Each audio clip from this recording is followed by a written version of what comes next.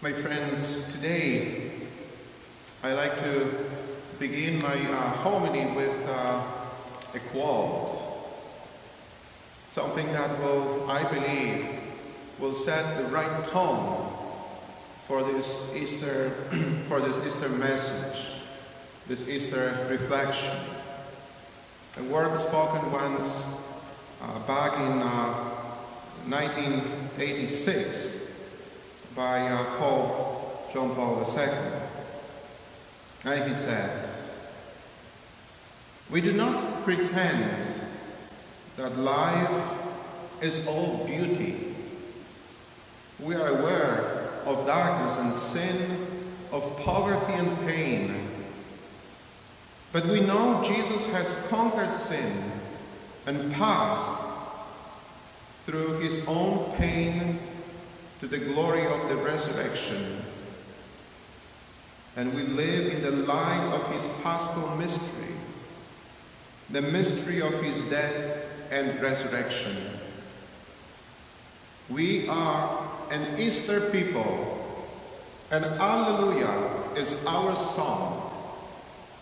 We are not looking for a shallow joy, but rather a joy that comes from faith, that grows through unselfish love, that respects the fundamental duty of love of neighbor, without which it would be unbecoming to speak of joy. We realize that joy is demanding. It demands unselfishness. It demands a readiness to say with Mary, "Be it done unto me according to thy word." We are indeed an Easter people, and Alleluia is our song. My friends, as much as we are familiar with this particular quote, I think the context of it is quite amazing, and given our present situation, it is something that we might want to reflect upon, at least for a minute or two.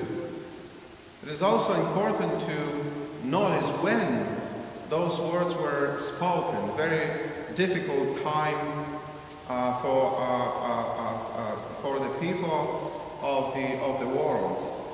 The middle of Cold War, just a few years after an assassination on Pope John Paul II, the attempt to assassinate him, and also 1 month after the famous gathering of different leaders of different religions and churches in Assisi for this great prayer for peace.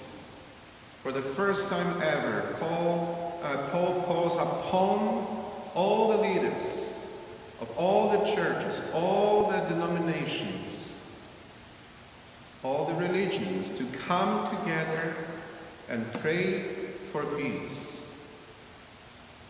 160 of them gathers together in Assisi, and this amazing, awesome prayer for peace is being offered. And my friends, that is the very context for this Easter message Pope John Paul II decided to deliver on that day in November of 1986. There is a joy, and joy that is demanding. The joy we celebrate today, the Easter message we hear today, is demanding. It is amazing for us to realize that. It begins with an empty tomb. And when apostles and Mary Magdalene, they come to see what's going on. What happens? There is doubt at first, and there is that sadness and resignation. But then there's that Christ who comes in his glory, who makes himself known to them, and they are being sent out. And that's the demand of joy, to go and to proclaim. Many times as we read the Gospels, we see our apostles gathered around Jesus, following him, listening to his words, being very close to their master, to their teacher. On this Easter morning, it's the opposite. Christ wants them to go out, not to stay close, not to hold him back and hold on to him, not to stay and listen and rejoice in his presence, in the glory of resurrection. He wants them to go out, to spread the news, to proclaim the joy of this Easter morning. And my friends, that's the first challenge. Because how can we go out and proclaim? How can I proclaim if all I see in front of me is this empty church? The pews without people, and the church without faithful, and the family, but most of the members of that family, they're missing, they're not here. To me, my friends, that is the sadness of that empty tomb. That is the very terrible, overwhelming, hurting experience of that emptiness. He is taken away. Where have you taken him away? Tell me, and I will go, and I will find him, and I will bring him back. A terrible, terrible experience of that emptiness and silence of the tomb. Believe me, this is the one thing that those days affects us, all of us here, deeply, profoundly. But then, my friends, Easter happens. And I love the message I heard from so many bishops and priests out there, including the Pope, when they said, well, pandemic, no pandemic, Easter is happening. Easter is happening. We cannot cancel Easter. Somebody, when the first decree came from the bishop and it said there will be no masses offered to the public on Easter Day, somebody wrote me this email saying, my goodness, they canceled Easter. They canceled Easter today. Can you believe that? And immediately my first thought was, you cannot cancel Easter. You cannot cancel Easter. It's happening. Christ comes at the glory of resurrection, and he comes with joy, with the message of peace, with the message of love and mercy. How are we to find him? In the emptiness, the profound experience of that emptiness of our lives today. That is the very challenge of that Easter joy. Reach out, proclaim, rejoice, find new ways to spread the good news, to take it to others. The emptiness of our churches, it speaks profoundly the message of resurrection, because we may not be here physically present, but we are out there in the world, and wherever we are today, especially today, we are charged with this great task to spread the good news of this Easter morning, by all means available to us. By all means available to us. And that's, my friends, where I find my hope, where I find my joy.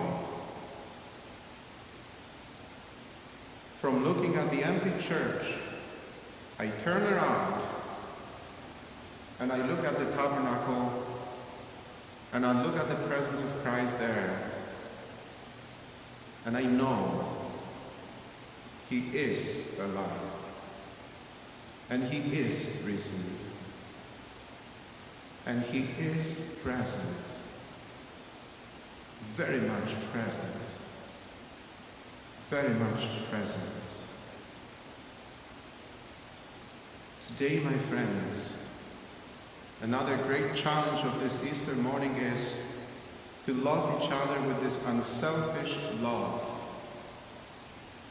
Because there's so much selfishness, people that are completely closed into themselves. We are living in this isolation, the public distancing. All of that, it can, definitely can encourage that attitude of selfishness. Stay away. Do not come close. But the challenge of this Easter morning is to love with unselfish love, to find new ways to love with love that is unselfish, with love that recognizes the presence of another person, with their needs, with their fears, with their concerns, and to love them with that unselfish love, a gesture of greeting, a good word sent across, a helping hand. Maybe there's a neighbor next door that is shut in and in need of some assistance and help. A prayer, a message sent by email, or maybe through your phones. Unselfish love.